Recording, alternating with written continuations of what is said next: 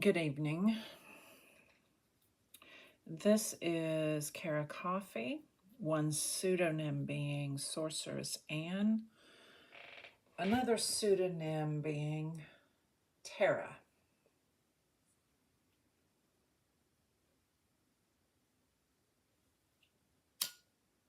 You are hearing me light a tea light. And I'm going to put it in this little cup that has had other tea lights in it. This is a pattern that my mother had in her kitchen, and I got her few pieces and have added to it a little bit. There's some difficulty with that pattern in my social spiritual life that I won't share, but I will say I am very tired of family enmity, in-law enmity, and just general family enmity. I'm so tired of it. I can say that I have, out of circumstance as much as free will decision, well, no, it's actually decision a little less, and there's a lot of embarrassment on my part involved with what I'm saying here. I really have reached a point of no return as a human who has done the best I could, and it doesn't matter. I am not appreciated or liked at all by my former acquaintance, whatever you want to call it.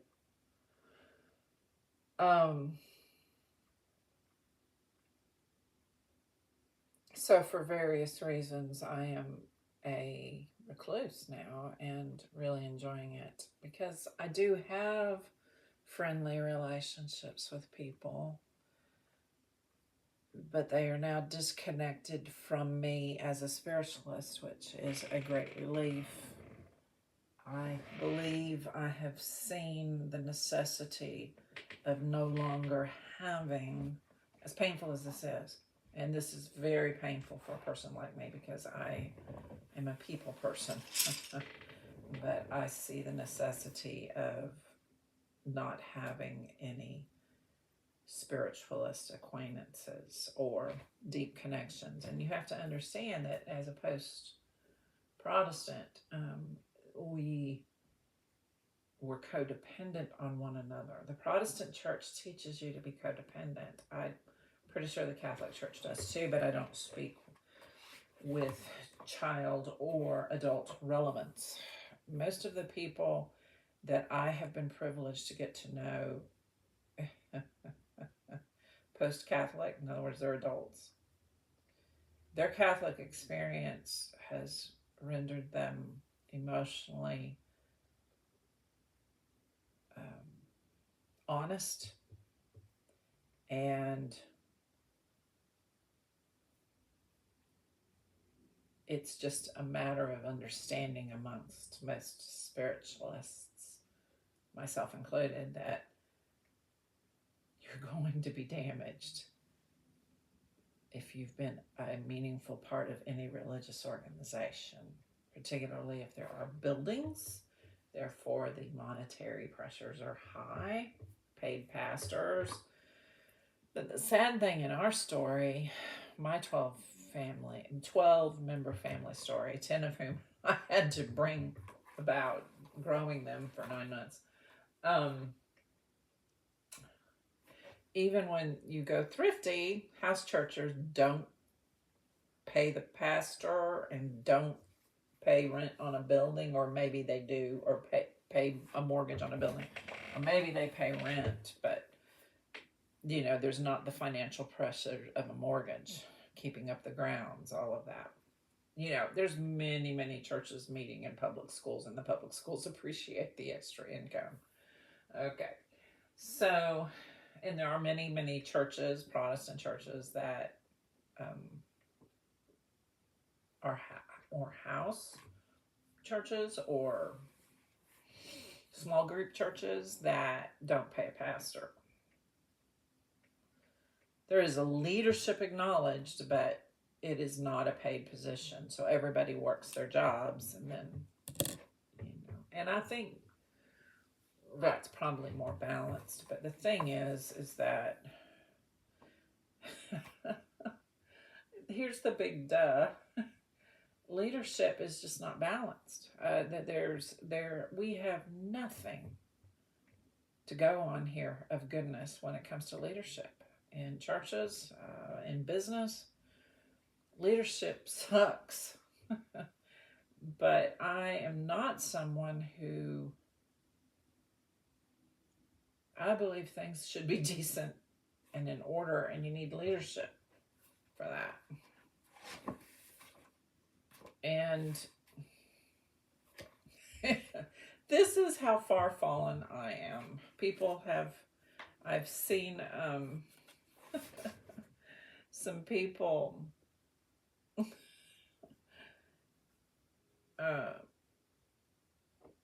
on social media, but also face to face, even talk about, maybe this lady or that lady should go for the next presidency. And I have changed. I just looked at everybody once or twice now, or stated it. I think I've stated it on social media once. Fuck it, y'all. Only put white men. Just let's let them be younger, because I abhor what happened to President and First Lady Obama, and still happens to them. I abhor that kind of treatment. And I don't want to see people go through and Kamala Harris, what she went through. For fuck's sake, what Joe Biden went through. And the idiot that's on that is not a person.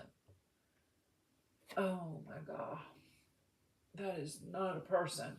Just like Hitler wasn't a person. That is a very wicked generation. Year after year. Century after century. It's a wicked generation.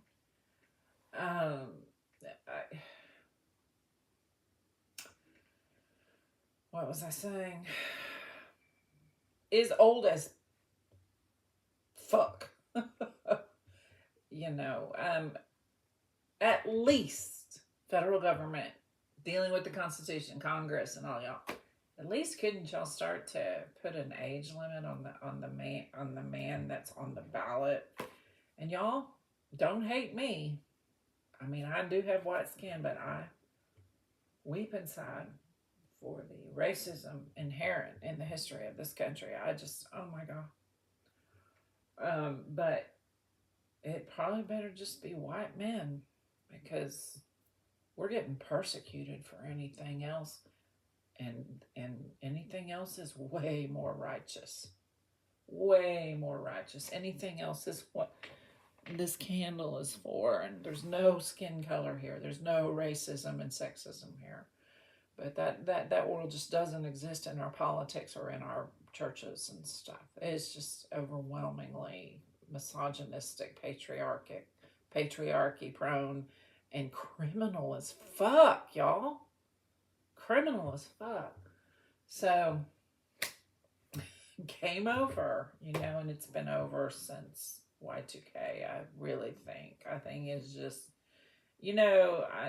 coming out of everything I've come out of, I will say this, and I've seen this with young people, I've seen this with myself, you will create your own world just so that you don't go that much more insane with how bad it actually is. Insane, not so much, you keep doing your job, doing your chores, doing everything, but you'll have emotional outbursts because of PTSD, and you'll be embarrassed and hide yourself, or have struggles with relationships, and everybody's attacking everybody. And this is definitely in the Bible. It's in the book of Revelation. It's in other books.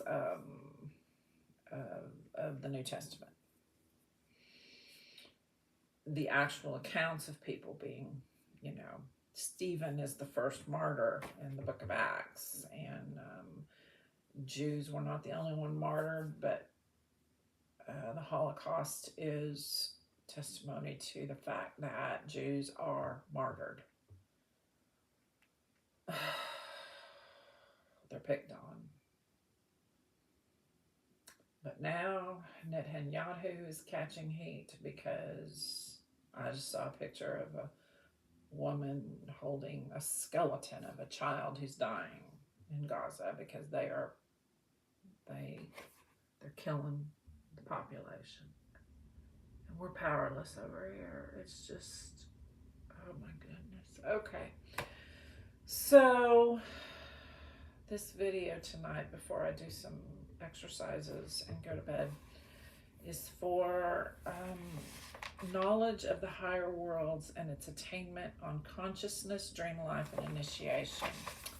I'm going to say this, dream life. Many of us are visionary people. And waking dreams is something that I have constantly. And I don't talk about it because people are so prone to making fun of everybody. And that it's useless to talk about it except from my YouTubes. But I have waking dreams all the time. I have divine appointments that people meeting. How did this happen? How did we need to meet? And amazed at one another. But when it comes to dream life, I just released an article because I am doing a book review of Madame Guyon's autobiography, and so I did a book review. I did an article on chapter 2 of section 1. There's like 40 chapters in this book, and I bet you I'm going to end up doing every single chapter, but I was hoping to cover way more ground than I could cover with this book, so just need to be patient with myself, I guess, because it is so overwhelming. Because Rudolf Steiner was a Christian, and then there's these whole horrific stories constantly going on about the dangers of religion, and that's what I'm going to say. I just released an article and one quote of hers about how she's 4 years old, 4 to 6, and she was having a sleeping dream of hell and how damned she is, and how she thinks of God the Father is, and then, here's the thing for me, is that nobody is thinking of the evolution that comes about with the fact that the Savior of the world actually died and arose, and that was all miraculous and still is, said he was going to return, said he went to prepare many mansions. The mansions are there in heaven, but they ain't in our heads on this earth.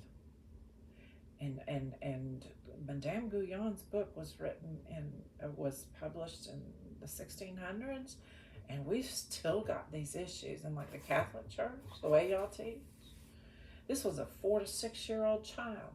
You were giving a visionary person who ended up in jail because of her beautiful ideology. That my father, which is what I just wrote in the article, my father did not encounter Madame Guyon's autobiography. I did. His daughter did. He taught me deeply from Watchman Nee's writings. Watchman Nee translated Madame Guyon's Book of Prayers into Chinese. She was not his mentor. It was another woman. But Madame Guyon was one of his mystic mentors, and I've already put all of that in the article, and that I've already published tonight. But Watchman Nee would not listen to men. He was Chinese, y'all. Figure it out. They're now in a decreasing population because of how they have behaved, where childbearing is concerned. But all you need to go do is read Eyes of the Tailless Animals by a North Korean author to understand Asian ideology. I'm not saying that the Chinese are like that, but I have read accounts of Christians that have been persecuted in my day over there. So, we're a mess. We are a fucking cruel, hellish mess.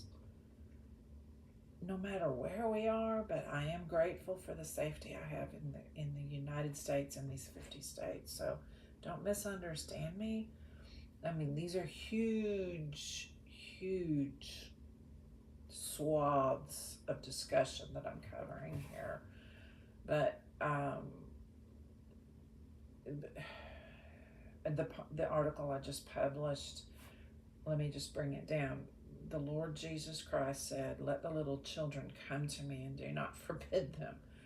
If you go read my article on the UN as in Nancy, M as in Mary, 6662.wordpress.com, my most recent article, tonight's article, that the Catholic Church was teaching her and other people around her were teaching her was not let the little children come to me and do not forbid them. Okay? And how many years later, it's still happening. Not as frequently. We have evolved. I'm not gonna be unbalanced with this, because in the 1600s it was much more cruel than it is now. So we have evolved, and I don't want to be only dark, but I'm still blown away with how many people are hurt, dying, starving, hurt. And so let me turn to philosophy. Occultic science, as Rudolf Steiner calls it, in knowledge of the higher worlds and its attainment. I hope you don't feel that I have bunny trailed too much. All of this is connected to me. Please understand that. Now, I'm supposed to read and pontificate this that I took in 29th of January 2025, but I read this preface to the 3rd edition of this book on the 20th of October 2024 for the first time. So my mind has been thinking about it this whole time, and I have found that is why I go so slow, is because evolution is a painful process. Let me say that again. Evolution is a painful process, and I will not, and I cannot read these things from a screen, because I'm not that type of person. And I think I was born at a time where, it wasn't normal to be staring at screens. And what is more, my parents were very strict about television.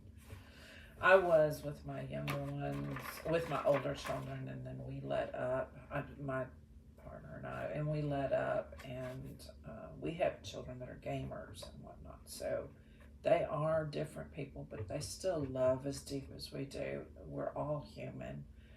And I want to try to do better at appreciating all types of people in 2025. That's what I want to do better at. So this preface to the 3rd edition by Rudolf Steiner. Here's a paragraph. First of all, something is to be offered those people who feel drawn to the results of spiritual research and who must raise the question, well, whence do these persons derive their knowledge who claim the ability to tell us something of the profound riddles of life? Spiritual science does this. I'm going to stop right there and say, I have a relationship stuck right there. Stuck. It will not move. It's been years. And honestly, I'm ashamed of us both. We should have found middle ground better than we've done. To put the two words spiritual and science together is why I say it's neither one of our faults. It's a part of the system that we're in this society. Whoever wishes to observe the facts leading to such claims must rise to supersensible cognition. Supersensible refers to things above or beyond perception by the senses. They are beyond the reach of the senses. Okay, that's the definition of supersensible. He must follow the path I have endeavored to describe in this book. On the other hand, it would be an error to imagine these disclosures of spiritual science to be valueless for one who lacks the inclination or the possibility to pursue this path himself. In order to establish the facts through research, the ability to enter the supersensible worlds is indispensable. But once they have been discovered and communicated, even one who does not perceive them himself can be adequately convinced of their truth. I know no people who think this way. I know 0 people who think this way. I am embarrassed to say, because there's so much embarrassment in my life, so much demoralization I've experienced, so much of the time I'm beating myself up because of my Protestant upbringing and because of my tendency to be overconfident or underconfident in my world, all of this all together. I knew this. I just didn't have the words. And nobody would have believed me anyway, because in the Protestant world, girls, and particularly those of us that didn't go to college, are just stupid beings who should just stick to chores and not think. We're too much trouble. A large proportion of them can be tested offhand simply by applying ordinary common sense in a genuinely unprejudiced way. I don't know any unprejudiced people, perhaps even concluding myself there. I don't know. Only one must not let this open-mindedness become confused by any of the preconceived ideas so common in human life. Someone can easily believe, for example, that some statement or other contradicts certain facts established by modern science. In reality, there is no such thing as a scientific fact that contradicts spiritual science. I still am in shock about that one statement, so let's read it again. I did underline it. In reality, there is no such thing as a scientific fact that contradicts spiritual science. I know he's right, but I can't explain why. But there can easily seem to be contradictions unless scientific conclusions are consulted abundantly and without prejudice. The student will find that the more open-mindedly he compares spiritual science with positive scientific achievements, the more clearly is complete accord to be seen. I'm already there. I don't know anybody else who is. Everybody is just hurt and dragging along, and we don't hate our federal government, but we are deeply offended on a justice level by it, and nothing is being done. It is quite the opposite. So we're dealing with too much right now. I'm grateful that going into my 60th year, it is at least making sense to me, and I am at least doing the best I can to put it out there as a voice of something. I don't even know what it is anymore.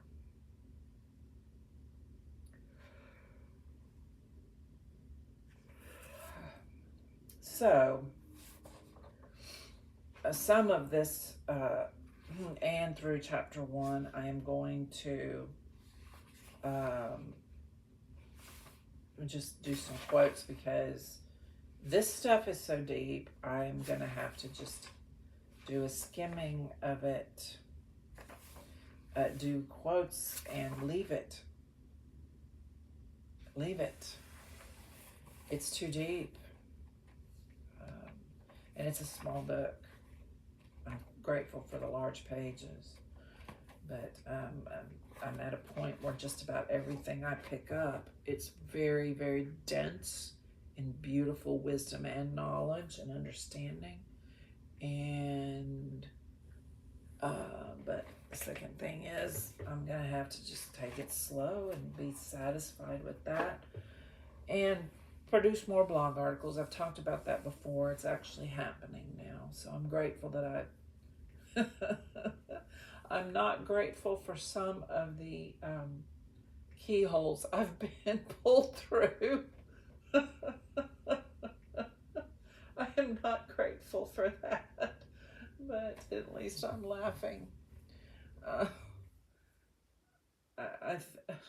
Is there such a thing as a comedic tragedy? Because that's my life. Okay. Well, I lit a light for us good people, so it's going to go out on my table as I do a few exercises for my back. And I will tell you something else that's going to make me laugh, y'all. It is that I am transferring I'm using my small ball still, but I'm also transferring to doing yoga. And yoga is going to kick my ass. But it's going to do it more gently than jogging 3 miles back in my day, walking too much and causing my scoliosis-induced ankle swelling to increase, things like that. So, but I'm intaking a video of yoga specifically for scoliosis. And I am just laughing, going, this is another thing that's going to take a long time to do it, but I know it will be worth it. As I grow older, I'll know it'll be worth it if I can do some of it anyway. So I don't know how many of Rudolf Steiner's books I need to go slowly through, or Carl Jung's books I need to go slowly through. But it'll be worth it, even if I just do a few of each author, and it will have turned my mind enough to stop hating my Protestant self. I'm afraid for myself, actually, as a post-Protestant. I don't think I'm going to forgive other people very easily. And yet I know I've already forgiven them, but there is some harsh emotions in there that just are not leaving. And maybe that isn't the point of forgiveness. I think I have been mistaught about forgiveness in the Protestant world. And so I need to not worry about it. I'm doing the best I can to forgive everyone.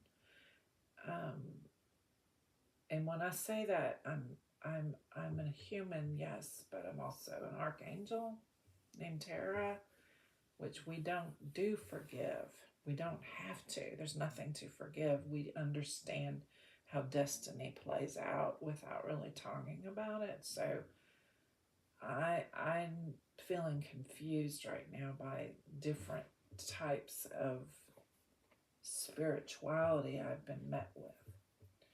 So I have to just hang in there and keep studying. But my point to myself is I may not have to read too many of these books to just feel more complete than I have felt as a Protestant. So we'll see where it all goes. Good night. And I'm looking forward to actually slowly finishing Knowledge of the Higher Worlds and Its Attainment by Rudolf Steiner.